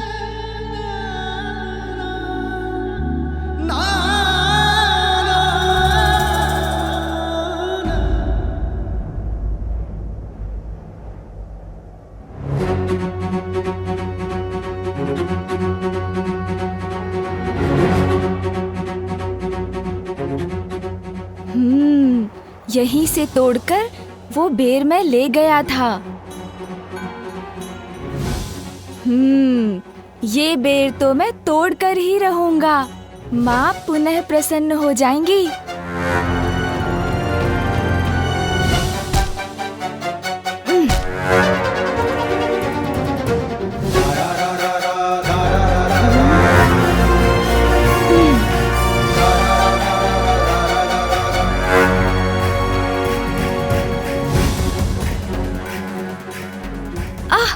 मेरे नवीन कान जी, आप ऐसी तीव्रता से फड़फड़ाएंगे तो मेरा ध्यान भटक जाएगा।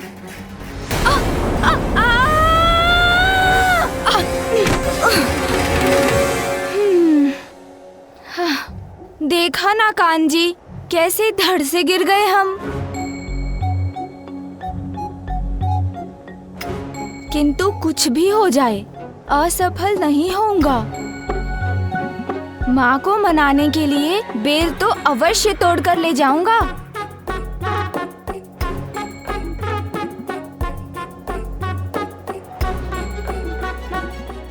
कान जी, अभी हमारा एक दूसरे से उचित परिचय तो नहीं हुआ है, फिर भी हम तो एक ही हैं, तो मेरी सहायता कीजिए। इतना तीव्र मत फड़फड़ाया कीजिए।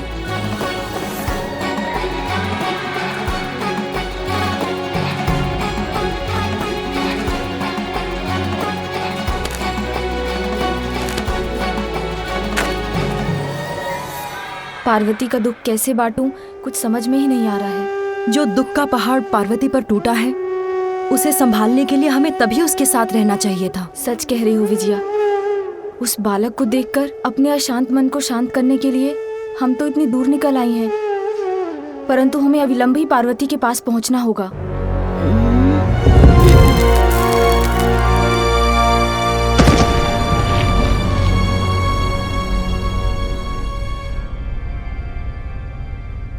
ये कंकड़ कहाँ से गिर रहे हैं?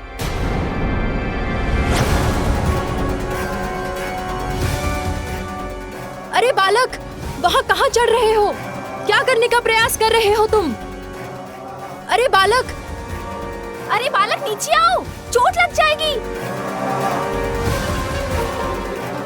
मुझे लगता है हमें अतिशीघ्र पार्वती के पास पहुंचकर ये बताना चाहिए। ये बालक, चलो।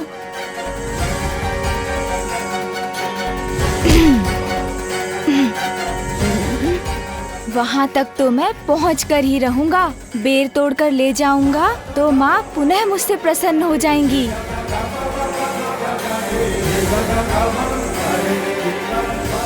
अरे सूंड जी, अभी कान जी को समझाया था, तब आपने सुना नहीं। आप सभी नवीन अंगों को एक एक करके समझाना पड़ेगा मुझे।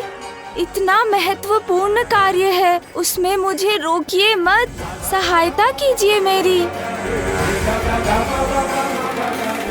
क्या बात है देवी, आप बहुत चिंतित प्रतीत हो रही हैं। वो देवी पार्वती का पुत्र उस कठिन पहाड़ी पर चढ़ने का प्रयास कर रहा है। यहाँ खड़े मत रहिए, जाके शीघ्र ही महादेव को बताइए कि उनके पुत्र के प्राण संकट में हैं। जाइए, चलो शीघ्र चलो पार्वती, तुम्हारा पुत्र तो पर्वत पर चढ़ रहा है। इतनी ऊंचाई से अगर वो गिर गया तो ज्ञात नहीं क्या होगा।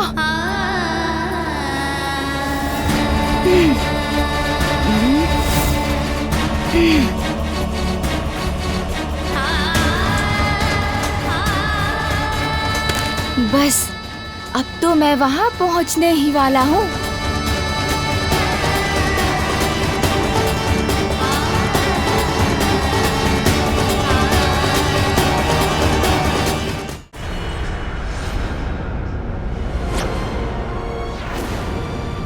रुक जा।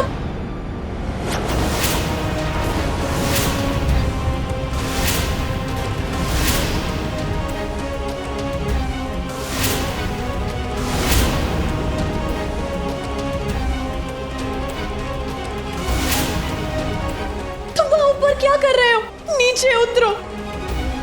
गिर गए तो? कहीं पैर फिसल गया तो? पुत्र!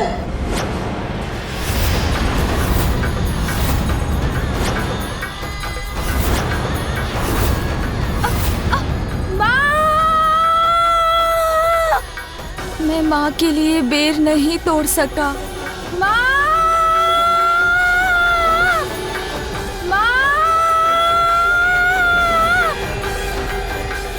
पार्वती,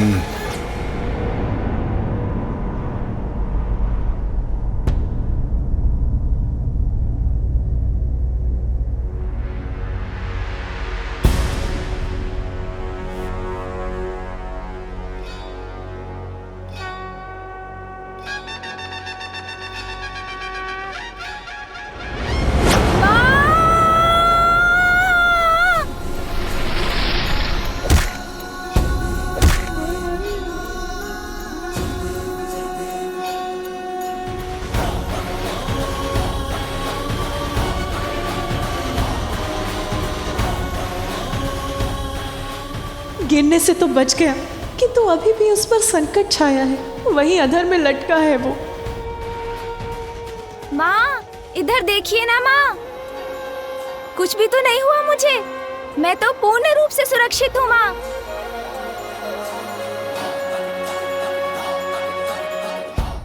आप तनिक भी चिंता मत कीजिए, मुझे कुछ नहीं होगा। मैं तो आपके साथ रहने आया हूँ माँ, आपसे बिछड़ने के लिए नहीं। अब ये किसी प्रकार सुरक्षित नीचे उतर आए। अरे वाह सोन जी, मुझे गिरने से तो बचा लिया आपने, किंतु अब माँ देख रही हैं, इसलिए अभी मुझे शीघ्रता से अपना कार्य पूर्ण करना होगा।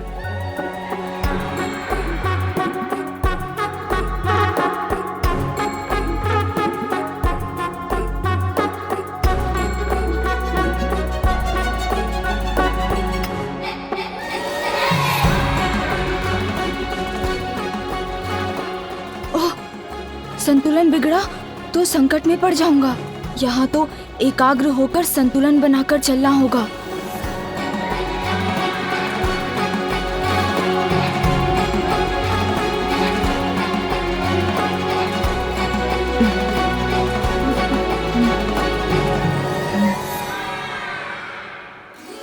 लो, यहाँ तक तो पहुँच गया। अब एक बार पुनः ऊपर जाता हूँ। स्वामी, ये पुनः ऊपर क्यों चढ़ रहा है? आप उसे रोकने के लिए कुछ कर क्यों नहीं रहे? कुछ कहिए स्वामी, कुछ करिए, उसे किसी प्रकार से सुरक्षित नीचे लौटा लाइए। महादेव, देवी पार्वती अपने पुत्र को लेकर चिंतित है और उसकी रक्षा की गुहार लगा रही है, इसलिए आप इस तरह शांत ना रहिए। कुछ कीजिए महादेव, और इस बालक को ऊपर चढ़ने से रोकिए। श्री हरि नारायण, संसार की प्रत्येक घटना के समान यहाँ जो घटित हो रहा है उसके पीछे भी एक बहुत बड़ा कारण है और उसका परिणाम भी निश्चित ही है। उसका विचार कीजिए और बताइए, क्या माँ और पुत्र के बीच जो यहाँ हो रहा है उसे मेरे हस्तक्षेप के बिना होने देना क्या उचित नहीं? ध्यान से पुत्र।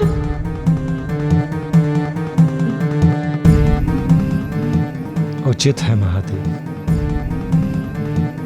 उचित है। माता को अतीत के मोह से बाहर निकालकर वर्तमान का सामना कराने के लिए यदि कोई समर्थ है तो वो है ये बालक। इसलिए आप जो कर रहे हैं वो उपयुक्त है।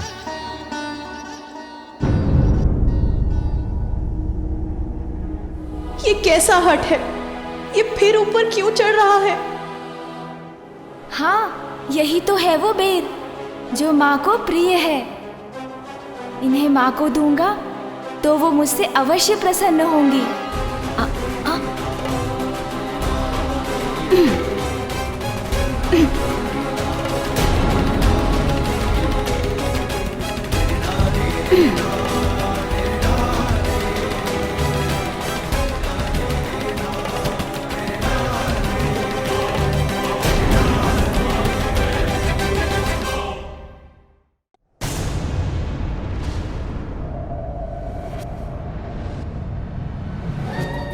हाँ, यही तो है वो बेर जो माँ को प्रिय है।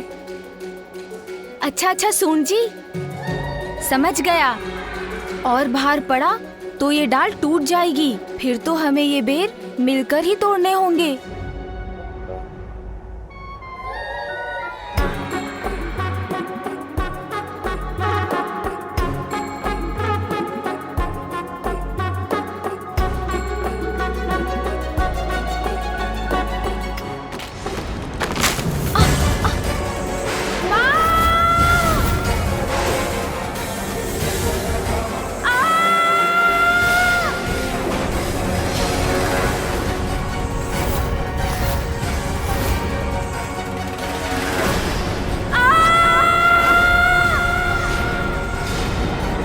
अपनी देह को सीधा कर लेता हूँ, फिर इसके ऊपर चढ़कर नीचे जाने में तो बहुत आनंद आएगा।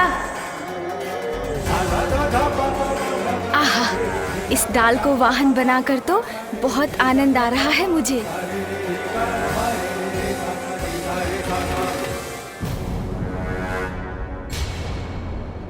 अरे, अब ये शिला कहाँ से आ गई? मुझे इससे बचने के लिए तो कुछ करना होगा।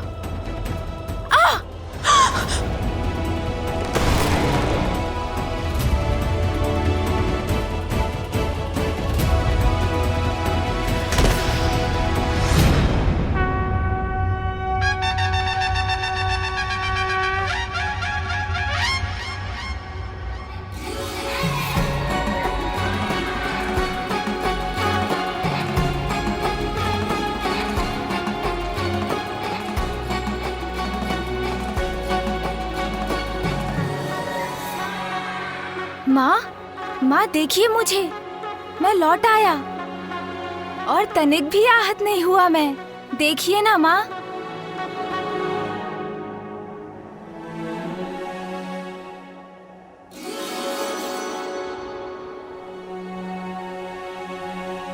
ये क्या करने का प्रयास कर रहे थे तुम? अपने आप को ऐसे संकट में क्यों डाला तुमने? तुम इस संकट में देखकर कितनी दुखी थी मैं, ये जानते भी हो तुम? क्यों बार बार ऐसी पीड़ा देते हो मुझे? बताओ मुझे, उत्तर दो। इतनी ऊंचाई से नीचे गिर के तुम्हें कुछ हो जाता तो कितना कष्ट होता मुझे। इसका एक बार भी विचार किया तुमने?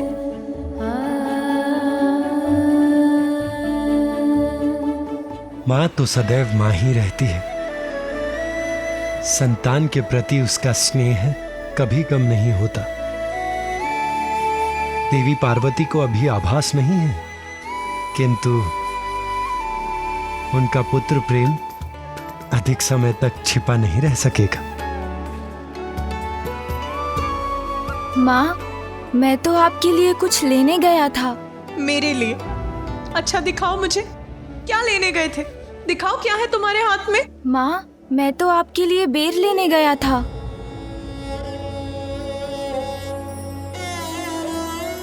आपको बेर प्रिय है ना माँ? जीवन समर्पित है तुझको माता, सांस सांस अर्पित है तुझको माता, सांस सांस अर्पित है तुझको माता।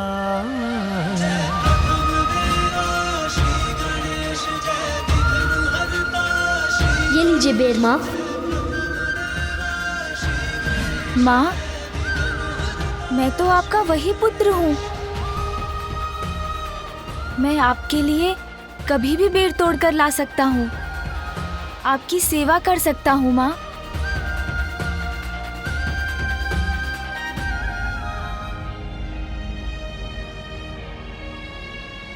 माँ, आपके नेत्रों में अश्रु,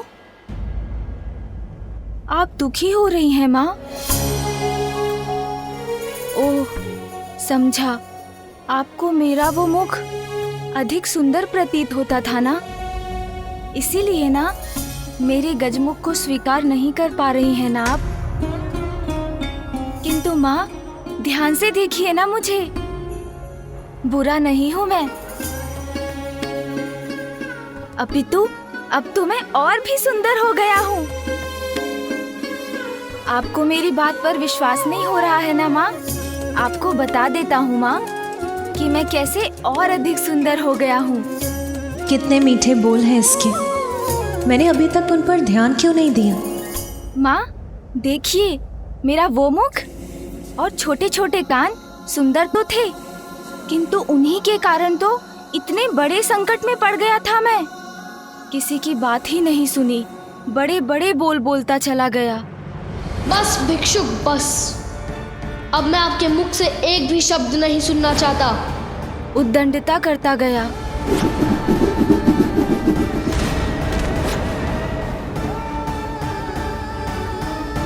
और पिताश्री को वो मेरा अहंकार से भरा शीश नष्ट करना पड़ा।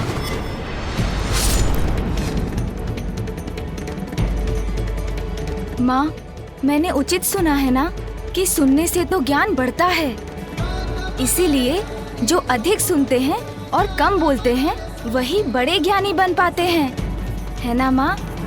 अब मेरे इन बड़े कानों से तो मैं सब कुछ सुन सकता हूँ, इसलिए मैं भी बहुत बड़ा ज्ञानी बन जाऊंगा ना माँ। तो माँ, मेरे ये बड़े बड़े कान ज्ञान के ही प्रतीक है ना?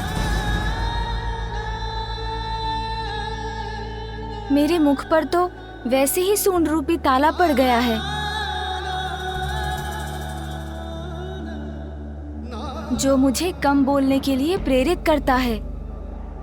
इसलिए मैं अब आवश्यकता से अधिक बोल ही नहीं सकता। अरे, इतनी अल्पायु में ही ये तो इतना बड़ा ज्ञानी बन गया, कैसी बुद्धिमानी की बातें कर रहा है। और हाँ माँ, मेरे ये नेत्र तो बड़े ही अद्भुत हैं। इनसे मैं सब कुछ बड़ी सूक्ष्मता से देख पाता हूँ, इसलिए अब मेरे लिए सत्य और असत्य का भेद करना बहुत ही सरल हो गया है।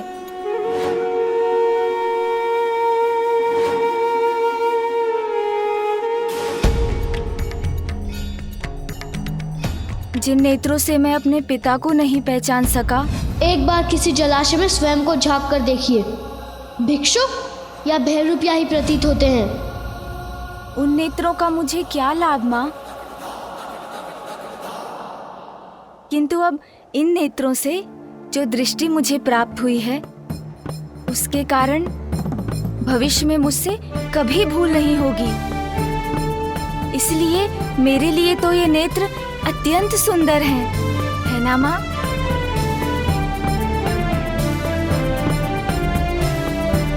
क्योंकि मेरे ये गज नेत्र तो सूक्ष्मता के प्रतीक हैं।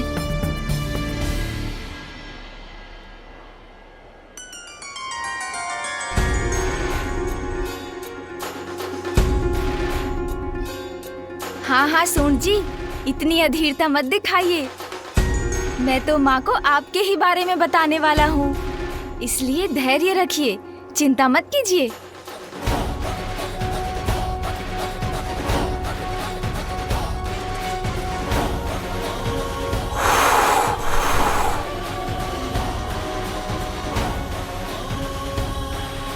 देखा ना माँ आपने, कैसे मेरी सूंड ने इन बेर पर से धूल हटा दी। जो बुरा है उसे हटाकर अच्छे को अपनाने में मेरी सहायता करती है मेरी सूंड। इसलिए मेरी सूंड तो अज्ञानता को मिटाकर ज्ञान को ढूंढने की प्रतीक है माँ। सत्य कहते हो, बड़ी मनोहर है तुम्हारी सूंड। और मेरा ये विशाल गज मस्तक माँ, ये तो बुद्धिमता और ऐश्वर्य दोनों का ही प्रतीक है। क्योंकि गज के मस्तक पर तो स्वयं देवी लक्ष्मी का वास होता है। क्योंकि जो बुद्धिमान है वो तो अपनी बुद्धि से ही सब कुछ प्राप्त कर लेता है ना माँ?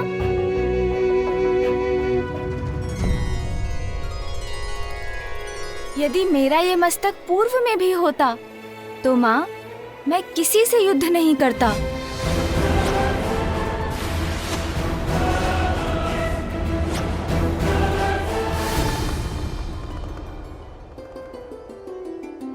क्योंकि तब तो मैं अपनी बुद्धि का प्रयोग करता ना माँ।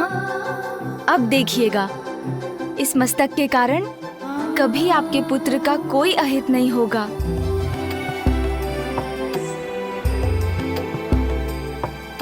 माँ, अब तो आपको विश्वास हो गया है ना? मैं तो और भी अधिक अच्छा और सुंदर हो गया हूँ, है ना माँ?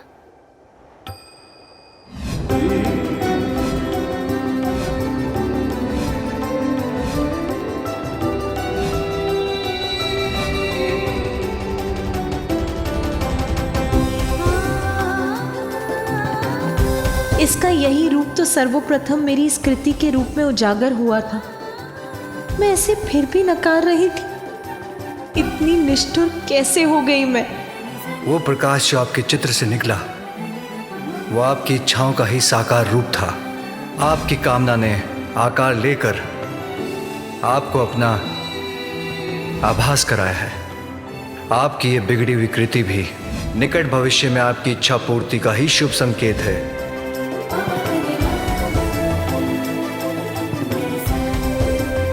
प्रत्येक बड़ी घटना के पीछे एक बड़ा कारण होता है पार्वती। तुम्हारे पुत्र ने तुम्हारी कृति के माध्यम से तुम्हें अपने आगमन का संकेत पूर्व में ही दे दिया था पार्वती। हाँ स्वामी, आप उचित कहते हैं। मैंने ही इसे पहचानने में देर कर दी।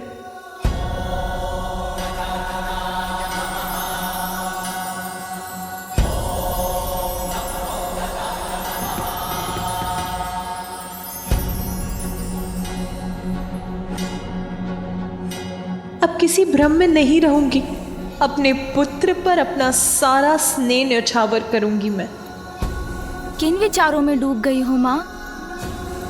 मुझे बताइए ना। मैं अच्छा हूँ ना माँ?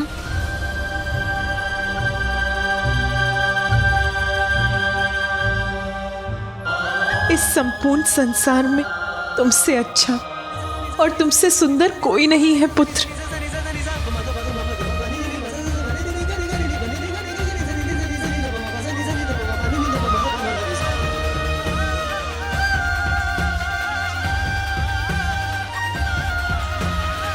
पुत्र प्रेम में इतना बह गई माता कि इस गजमुख को भी स्वीकार कर लिया। किंतु उचित ही है, क्योंकि हम देवताओं का हित तो इसी में निहित है।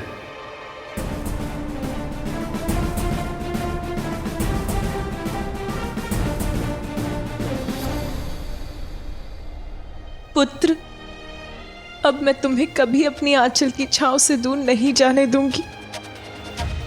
तुम्हें अपने पास रखकर सदा तुम्हारा ध्यान रखूंगी, तुम्हारी रक्षा करूंगी।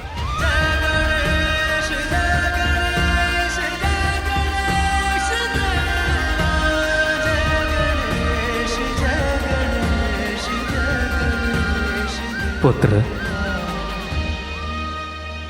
आज तुम्हारे ही कारण तुम्हारी माता पुनः प्रसन्न हुई हैं। तुम्हारे ही कारण उनके क्रोध से हमारी और संपूर्ण सृष्टि की रक्षा हुई है। तुम्हारे जन्म से सृष्टि में अनेकों जीवन रक्षित हुए हैं। तुम्हारे जन्म से संसार का अमंगल दूर हुआ है। सभी जीवों के लिए मंगलमयी है तुम्हारा जन्म पुत्र। इसीलिए मैं ब्रह्मा तुम्हें वरदान देता हूं कि आज से तुम मंगल मूर्ति के नाम से जाने जाओगे।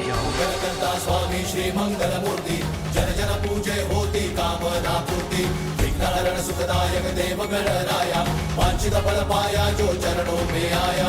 जय देव जय देव। परम पिता ब्रह्मा आशीष जो दिए मंगल मूर्ति श्री गजानन हुए। जगमग प्रकाश प्रति ओर हो गया, उल्लासित प्रत्येक छोर हो गया।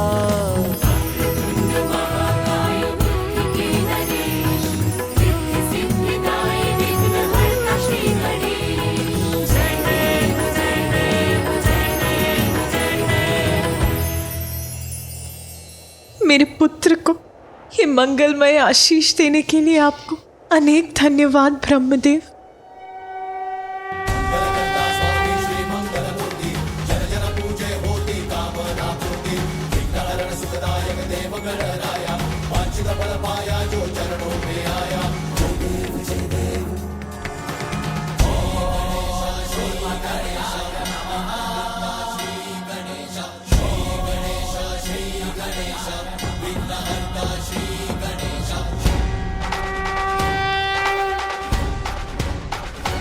आशा है अब सब मंगल होगा, कोई संकट उत्पन्न नहीं होगा।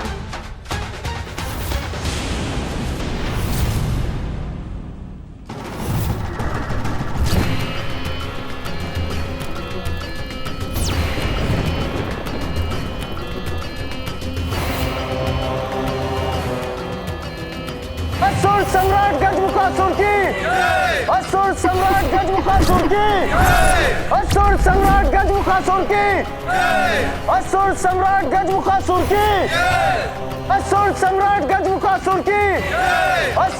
सम्राट गजमुखासुर की, असुर सम्राट गजमुखासुर की, असुर सम्राट गजमुखासुर की, असुर सम्राट गजमुखासुर की, असुर सम्राट गजमुखासुर की, असुर सम्राट गजमुखासुर की, असुर सम्राट गजमुखासुर की।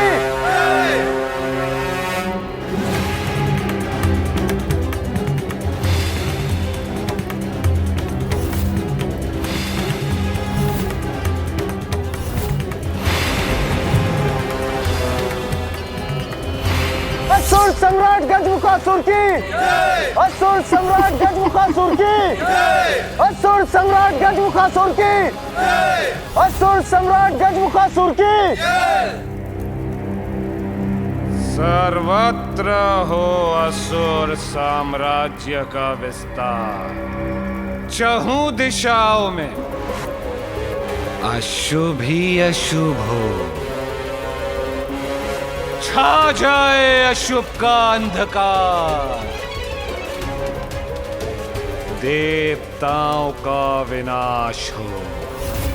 यह है मेरा संकल्प।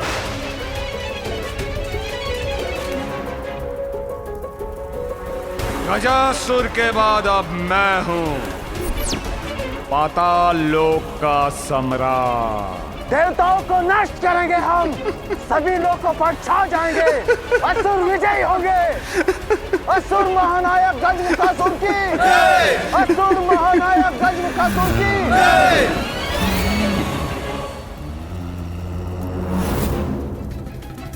सेनापति, क्या हमारी असुर सेना देवलोक पर आक्रमण करने के लिए तैयार है?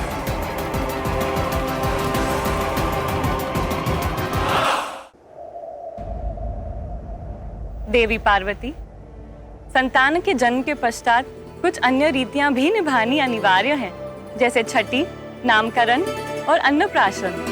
हाँ देवी पार्वती, हमें तो अब आपके पुत्र के छठी के उत्सव में निमंत्रण की प्रतीक्षा है। अवश्य। मेरे हृदय में व्याप्त आनंद एक भव्य आनंदोत्सव का रूप अवश्य लेगा देवी सरस्वती। शीघ्र ही उचित समय पर मेरे पुत्र का छठी और नामकरण संस्कार अवश्य किया जाएगा। और मैं यहाँ उपस्थित सभी देवताओं को भी इस उत्सव में भाग लेने का निमंत्रण देती हूँ। ये कैसी दुविधा है। माता पार्वती के आदेश का उल्लंघन नहीं कर सकता, इसलिए मुझे इस गजमुख के जन्म के उत्सव पर आना ही होगा।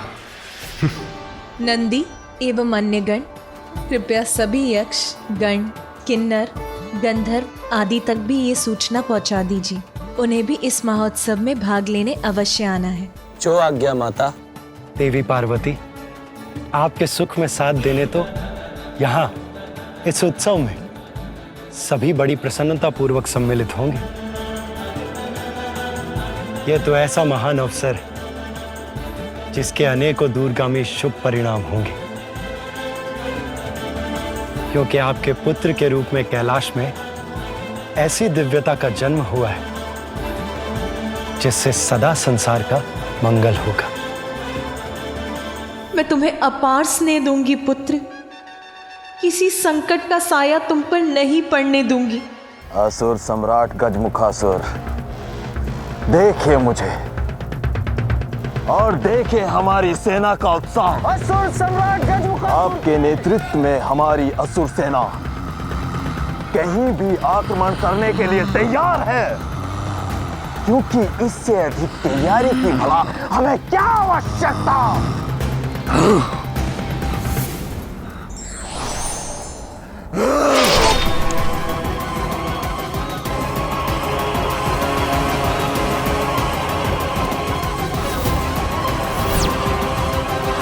मेरे प्रश्न का उत्तर बस हाँ या ना में देना चाहिए था इस मूर्ख को। किसी अन्य के अधिक बोल नहीं सहन कर सकता मैं। जितना पूछूं उसके उत्तर से अधिक बोलने वाले को भयंकर दंड देता हूं मैं, यमलोक भेज देता